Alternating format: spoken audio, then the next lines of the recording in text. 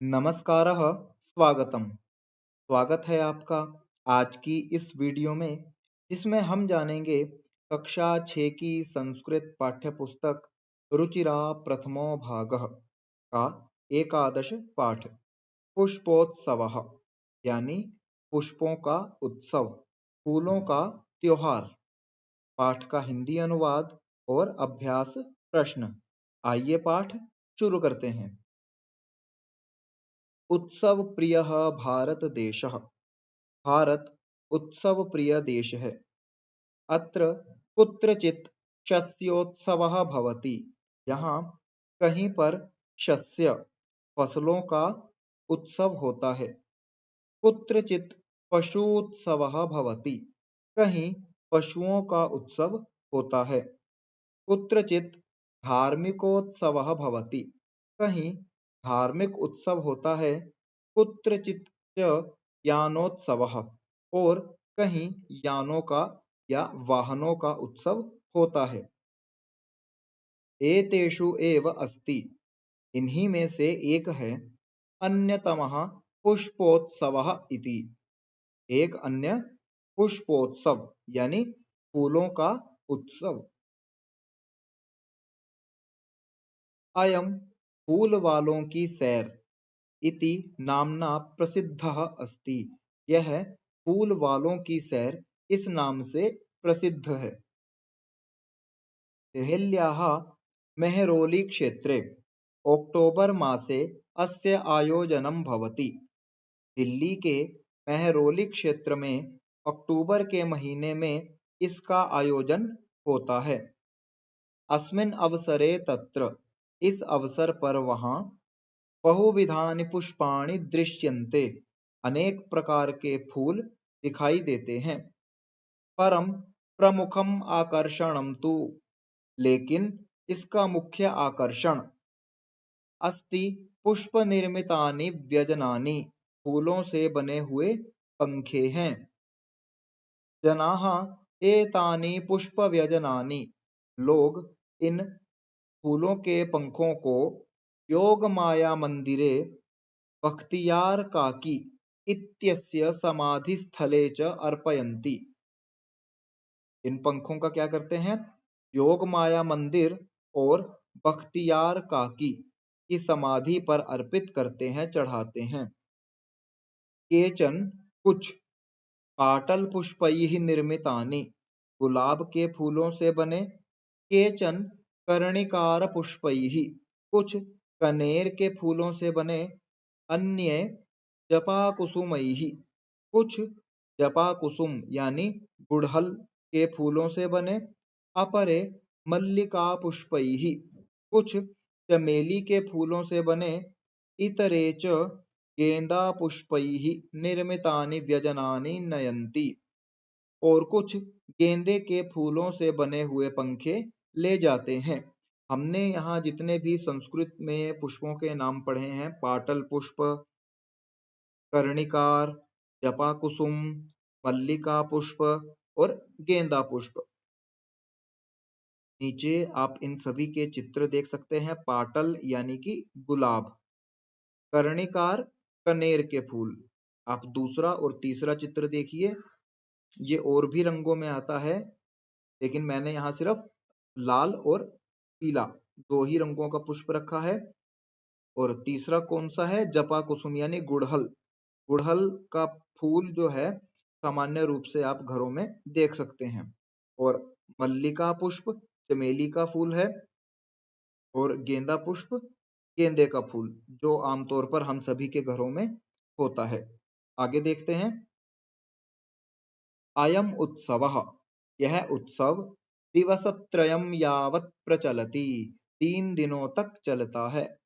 एतेषु दिवसेषु इन दिनों में पतंगानाम उड्डयनम पतंगों का उड़ना, विविधाः क्रीडाः भिन्न भिन्न तरह के खेल, मल्लयुद्धम चापि प्रचलति और मल्लयुद्ध यानी कुश्ती भी चलती है। विगतेभ्यः 20 वर्षेभ्यः पुष्पोत्सवः जनान् आनंदयति। विगत पिछले 20 वर्षेभ्यः 200 वर्षों से पुष्पोत्सव लोगों को आनंदित कर रहा है, आनंद दे रहा है। मध्ये इयं परंपरा स्थगिता आसीत्, बीच में यह परंपरा रुक गई थी। परम स्वतंत्रता प्राप्तेः पश्चात्, लेकिन स्वतंत्रता प्राप्ति के बाद इयं मनोहारिणी परंपरा, यह मनोहारी परंपरा पुनः समारब्धा, फिर से आरंभ हो गई। पुष्पोत्सवः अद्यापि सोल्लासं सोत्साहं च प्रचलति। पुष्पोत्सव आज भी बड़े उल्लास और उत्साह के साथ मनाया जाता है या चलता है। छोटा सा पाठ है, ये था इस पाठ का हिंदी अनुवाद। अब हम देखते हैं पाठ के कुछ शब्दार्थ। उत्सव प्रियः, उत्सवों का प्रेमी। कुत्रचित, कहीं पर। शस्योत्सवः, फसलों का उत्सव। पशूत्सवः, पशुओं का उत्सव। यानोत्सवः, यान यानी कि वाहन या गाड़ियों का उत्सव। अन्यतमः, इनमें से एक। पुष्पोत्सवः, फूलों का उत्सव। इति नामना, इस नाम से। अवसरे, अवसर पर, यहाँ सप्तमी विभक्ति लगी है। पुष्प निर्मितानि, फूलों से बने हुए, पुष्पों से निर्मित। व्यजनानि, पंखे। पंखे को शुद्ध हिंदी में व्यजन बोलते हैं। ग्रामीण क्षेत्रों में यह शब्द आज भी प्रयोग किया जाता है। पुष्प व्यजनानि यानी फूलों के पंखे, बहुवचन है। समाधि स्थले, समाधि की जगह यानी दरगाह आप कह सकते हैं। अर्पयन्ति, अर्पित करते हैं, चढ़ाते हैं। पाटल पुष्पैहि, पाटल गुलाब। संस्कृत में गुलाबी रंग को भी पाटल वर्ण कहते हैं, तो गुलाब के फूल को पाटल पुष्प।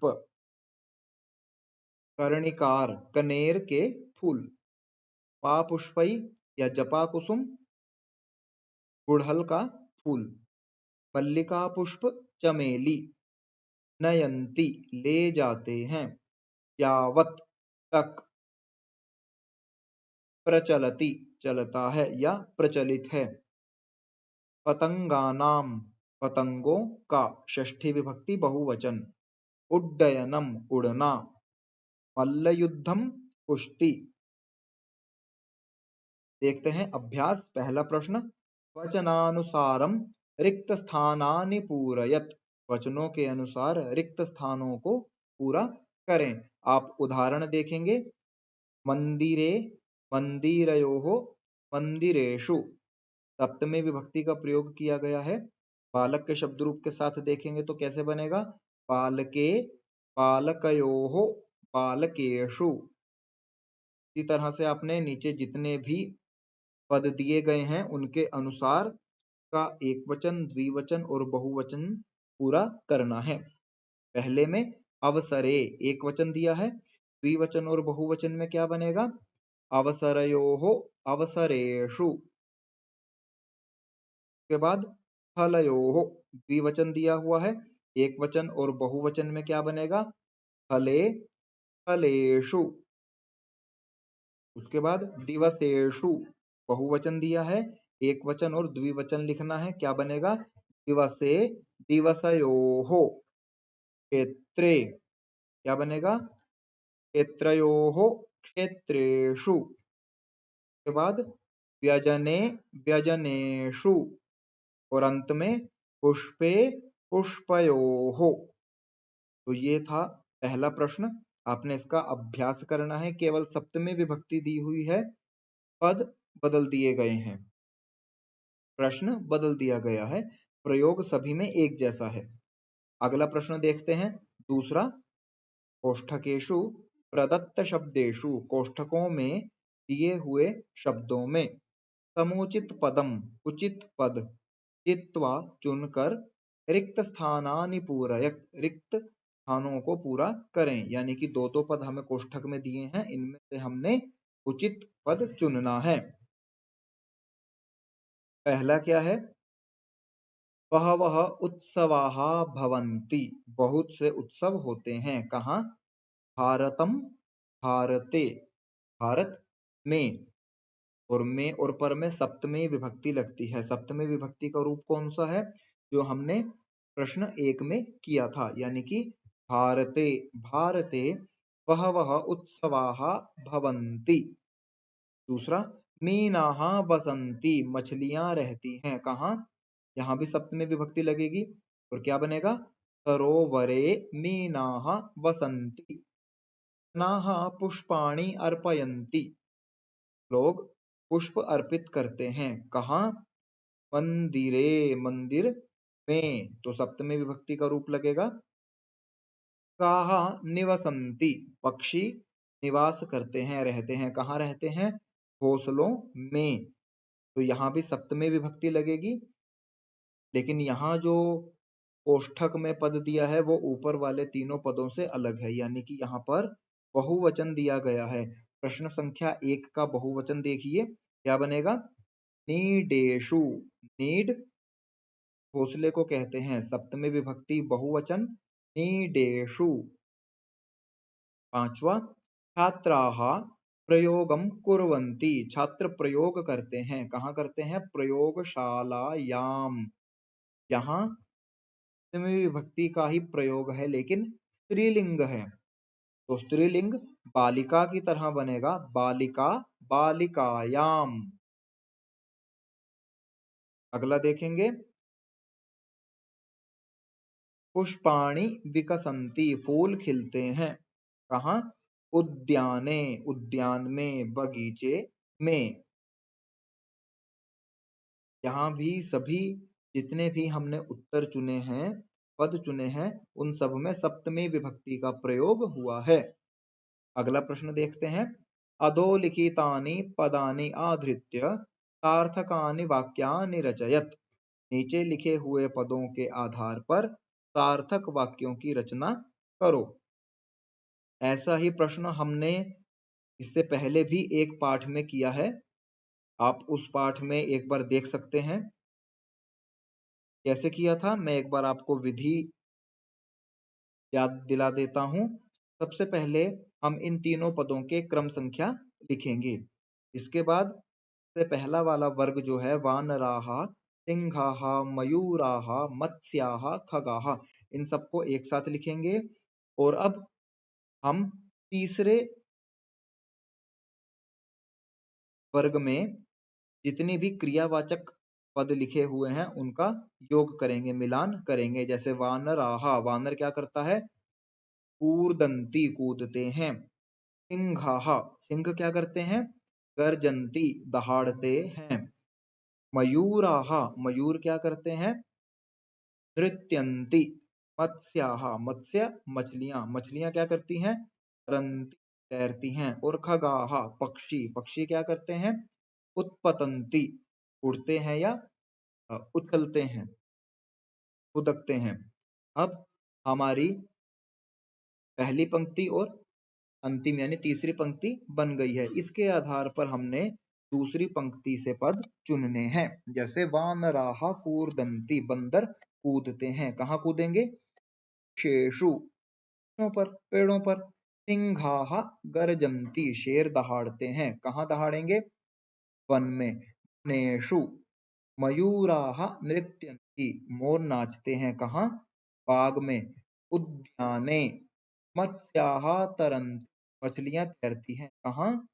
जले। खगाः उत्पतन्ति, पक्षी जो हैं उड़ते हैं या उछलते हैं। कहाँ पर? आकाशे, आकाश में ही जो पक्षी जो हैं वो उछलते रहते हैं, कभी ऊपर उड़ते हैं, कभी नीचे उड़ते हैं। इस तरह का प्रश्न आप इस विधि से करेंगे तो बहुत जल्दी हो जाएगा और इसमें त्रुटियां, गलती होने की संभावना बहुत कम होगी। अगला प्रश्न देखते हैं, प्रश्नानाम उत्तराणि लिखत, प्रश्नों के उत्तर लिखिए। पहला प्रश्न क्या है?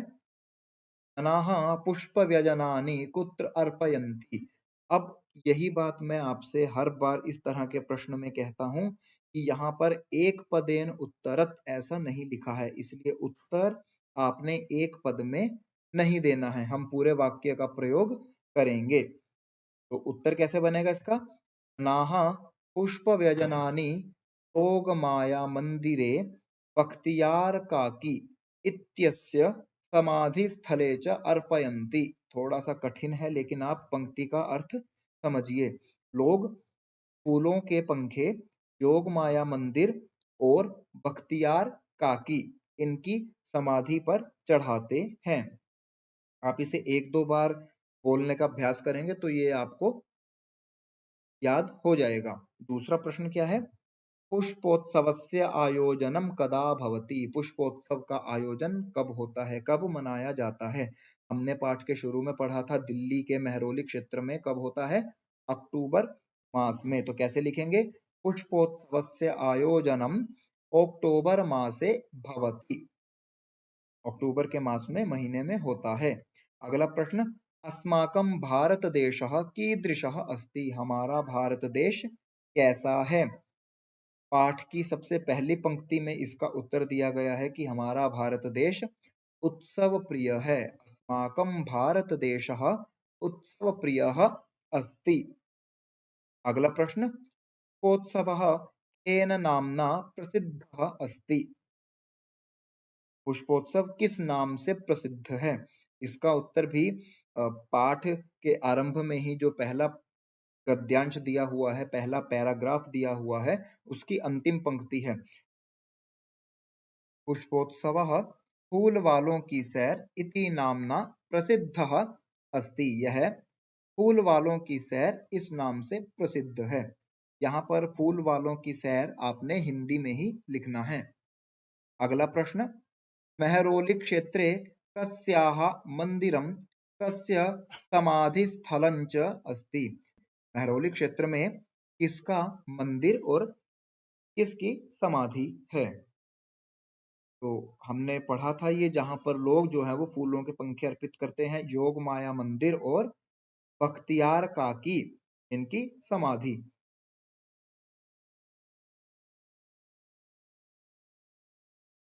इसका उत्तर आपको सबसे पहले वाला प्रश्न देखिए, उसके उत्तर में मिल जाएगा, योग माया मंदिर बख्तियार काकी इत्यस्य समाधि। लेकिन ऐसे लिखेंगे, मेहरौली क्षेत्रे योग मायायाः मंदिरम। आप प्रश्न को देखिए, कस्यायाः मंदिरम, तो योग मायायाः मंदिरम कस्य समाधि बख्तियार काकी इत्यस्य। कस्य समाधि बख्तियार काकी इत्यस्य समाधिस्थलं च अस्ति। हमने केवल इसमें 3 ही पदों का प्रयोग किया है, योग मायायाः बख्तियार काकी इत्यस्य। बाकी सारा प्रश्न में से ही है। ये थे इस पाठ के प्रश्नोत्तर जो हमने पूर्ण वाक्य में लिखे हैं। अगला प्रश्न, पांचवा, कोष्ठकेषु दत्तेषु, कोष्ठक में दिए हुए शब्देषु, शब्दों में उचितां विभक्तिं प्रयुज्य, उचित विभक्ति का प्रयोग करके वाक्यानि पूरयत, वाक्यों को पूरा करें। अब इस पूरे पाठ को आप ध्यान से देखिए, समझिए। प्रश्न संख्या 1 से लेकर 2 और प्रश्न संख्या 3 हमने जितने भी उत्तर चुने हैं या लिखे हैं, उन सब में केवल सप्तमी विभक्ति का ही प्रयोग हुआ है। तो ये सामान्य बात है कि इस प्रश्न में भी सप्तमी विभक्ति का ही प्रयोग होगा। आप उदाहरण देखेंगे तो आपको स्पष्ट भी हो जाएगा। सरोवरे मीनाः सन्ति, मछलियां हैं। कहाँ? कोष्ठक में क्या दिया है? सरोवर। सप्तमी विभक्ति में क्या बनेगा? सरोवरे, बालके। प्रश्न संख्या 1 को आप बार बार देखते रहिए, आपको वो भी याद हो जाएगा और आपके बाकी प्रश्नों के उत्तर भी ठीक ठीक हो जाएंगे। तो सरोवर से सप्तमी विभक्ति में सरोवरे हमने बनाया, यानी सप्तमी विभक्ति का ही प्रयोग किया है। अब अगला क्या है? कच्छपाः भ्रमन्ति, कछुए भ्रमण करते हैं, सैर करते हैं। कहाँ पर? भूमि पर भी करते हैं, लेकिन यहाँ उदाहरण में क्या दिया है? कोष्ठक में क्या दिया है? तड़ाग, यानी कि तालाब। तो सप्तमी विभक्ति लगाएंगे तो क्या बनेगा? तड़ागे, तालाब में। सैनिकाः सन्ति, सैनिक हैं कहाँ पर? शिविर शब्द दिया है, शिविर यानी कि आप इसे कैंप कह सकते हैं, कैंप। तो शिविर, शिविरे, सैनिक जो है वो कैंप में हैं, शिविर में हैं। यानानि डैश चलंती, यान वाहन गाड़ियां चलती हैं, कहाँ चलती हैं? राजमार्ग पर, यानी कि सप्तमी विभक्ति, राजमार्गे, राजमार्ग पर गाड़ियां, यान चलते हैं। रत्नानि सन्ति, रत्न है कहाँ? धरा शब्द दिया गया है। अब धरा शब्द स्त्रीलिंग है, बालिका की तरह इसके रूप बनेंगे, तो सप्तमी विभक्ति लगाएंगे तो बालिका से क्या बनेगा? बालिकायाम। धरा से क्या बनेगा? धरायाम। धरायाम रत्नानि सन्ति। और अंतिम क्या है? बालाः क्रीडन्ति, बच्चे खेल रहे हैं। कहाँ? क्रीड़ा क्षेत्रे, खेल के मैदान में। यहाँ पर भी सभी उत्तरों में हमने सप्तमी विभक्ति का ही प्रयोग किया है। अगला प्रश्न देखेंगे। मंजुषातः पदानि चित्वा रिक्त स्थानानि पूरयत, मंजुषा से पदों को चुनकर रिक्त स्थानों को पूरा करें। अब यहाँ पर भी आप ध्यान दीजिए, मंजुषा में जितने भी पद दिए गए हैं सभी में सप्तमी विभक्ति लगी है। कुछ में एक वचन, कुछ में द्विवचन और कुछ में बहुवचन, लेकिन सप्तमी विभक्ति का ही प्रयोग हुआ है, यानी कि इस पूरे पाठ में हमने केवल सप्तमी विभक्ति का ही अभ्यास किया है। पहला प्रश्न क्या है? वयम पठामः, हम सब पढ़ते हैं, कहाँ पढ़ते हैं? इसके उत्तर आप अपने आप से अनुमान लगाकर बताइए। पहले में क्या आएगा? विद्यालये, विद्यालय में पढ़ते हैं। जनाः भ्रमन्ति, लोग भ्रमण करते हैं, कहाँ करते हैं? उद्यानेषु, बगीचों में। नौकाः सन्ति, नाव हैं, कहाँ है? कौन सा पद आएगा? गंगायाम।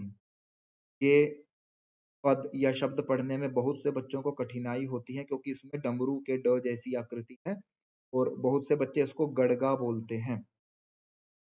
इस तरह का पद आप जब भी देखें, आपने मन में सोचना है, विचार करना है। गंगा, बंगाल, उंगली, कंघी, इस तरह के शब्दों का आपने मन में ध्यान करना है, तो आप इस तरह के पदों को आसानी से बोल पाएंगे, पढ़ पाएंगे। इसे देखकर भ्रमित नहीं होना है, ये डमरू वाला ड नहीं है।